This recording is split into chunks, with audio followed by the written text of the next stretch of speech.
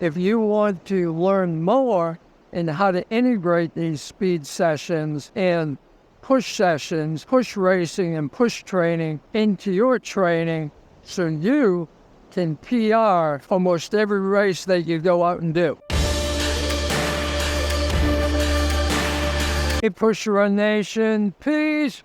Dr. Dave here, and getting ready to do my end of race recap for the Hilton Head Half Marathon that I did yesterday morning here on the Hilton Head Island.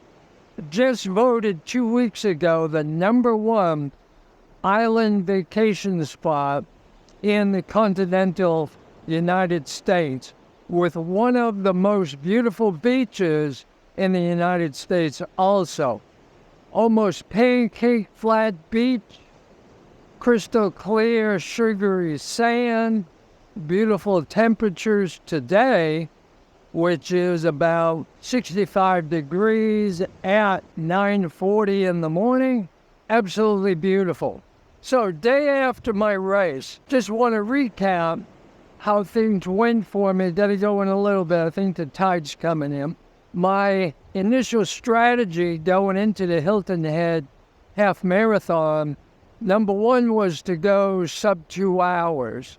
Now, my last 2 half marathons going back to October 1st was the Apple Harvest Half Marathon in Harvard, Massachusetts. Very hilly course, pushed a 2 hour, 11 minute, roughly 30-second time. 2 weeks later, October 14th in Columbia, South Carolina, did the kind of rolling hill course, miles 9 to 11 and a half, very hilly, and pulled a 2:04:34 time. So I went from 10-minute mile pace October 1st to 9:30 pace on October 14th, which was my goal, so I hit that smack dab on. So my goal for this race, Hilton Head Half Marathon, was sub 2 hours and preferably 9-minute pace. Going into the race, my pacing strategy was the first mile to do about 9 minute to 9:15, at the most 9:30 pace, just to ease into it.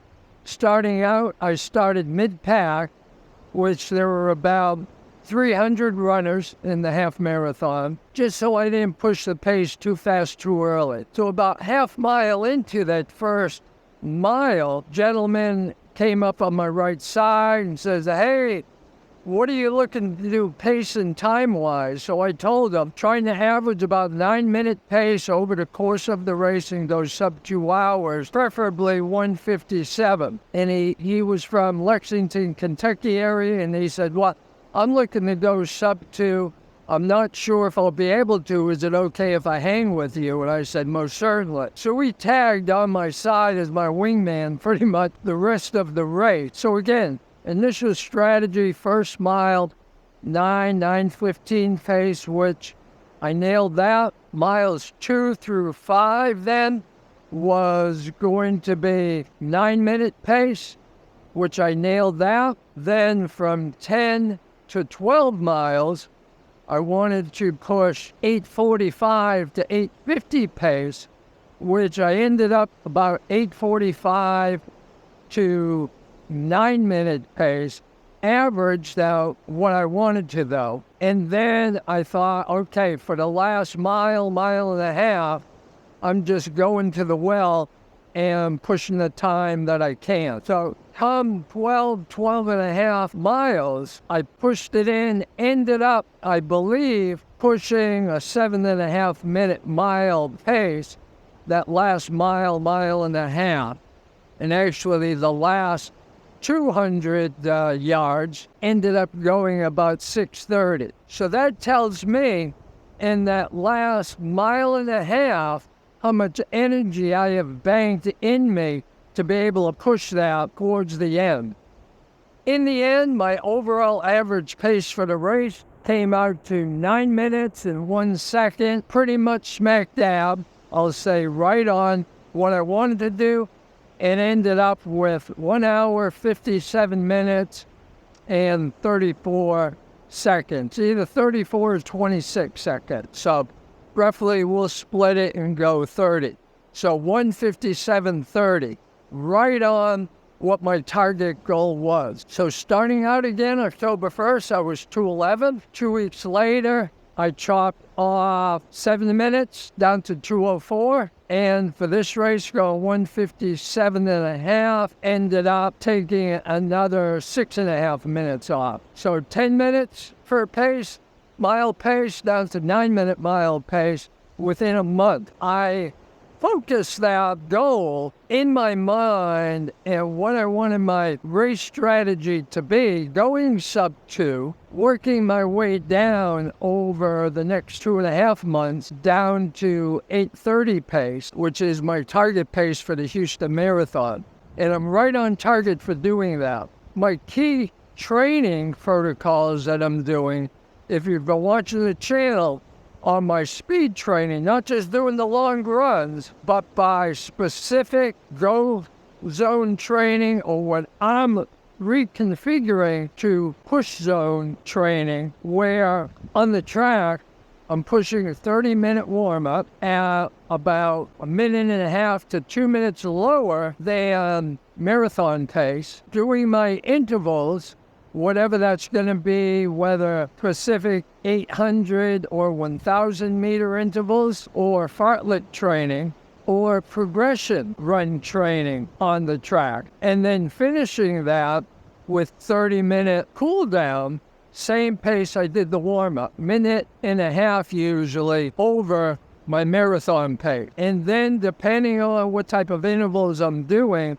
if I'm doing 400, 800, or 1,000 meter intervals, they're usually going to be at VO2 max pace, which is 15 to 30 seconds lower than my current 5K pace. Other than that, I'm probably going 5K pace to 30 seconds over 5K pace. So those are the integral training protocols I've been using since mid-September, when I started my Houston Marathon training. And I believe that's really what has me being able to push more towards the last third of my half marathon yesterday. So the key to that on the push zone training or push zone racing protocol is you figure out what you want your first mile to be, your first 2 to 3 minutes up to 8 minutes, and that's usually going to be just getting you into gear,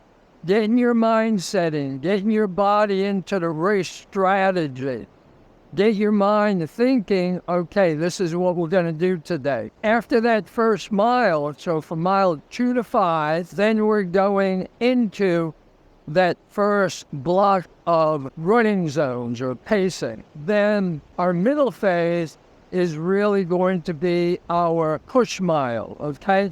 5 to 9 miles, you're going to push it up a little bit faster, about 15 seconds per mile. And then miles 9 through 12 on the half marathon, we're dropping another 15 seconds, and then figure out the last mile, or 1.1 mile, or 1.5 miles if you want to round it up, going to the well, pushing the pace, progressively speeding up to what you can do to be able to finish the race strong. So when you cross that finish line, go a little bit out of that finish line area, and you should have spent yourself so much energy-wise that you're hunched over, gasping for breath, or falling to the ground literally. You've seen it on the pro runners for the major marathons.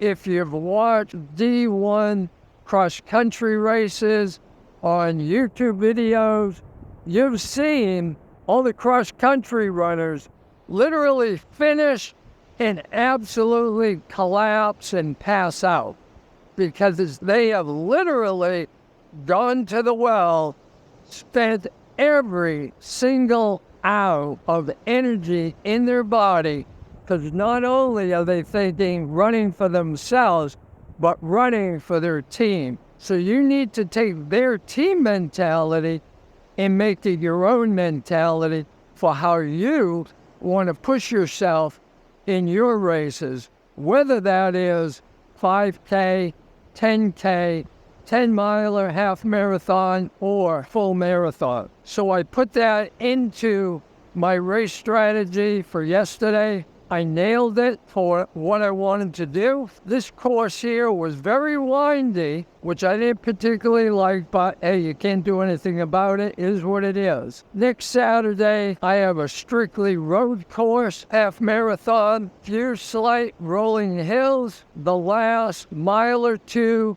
is gradual downhill. So I'm going to see if I can shave a couple more miles off my time from yesterday. This week, going into week 7 of 16 for Houston Marathon training, put more of the training protocols I mentioned into play. Follow along in the video if you want to learn more in how to integrate these speed sessions and push sessions, push racing and push training into your training so you can PR almost every race that you go out and do. This is Dr. Dave for Push the Run Nation, coming to you from the world famous #1 island vacation hotspot in continental United States, voted 2 weeks ago by Condé Nast magazine. Peace.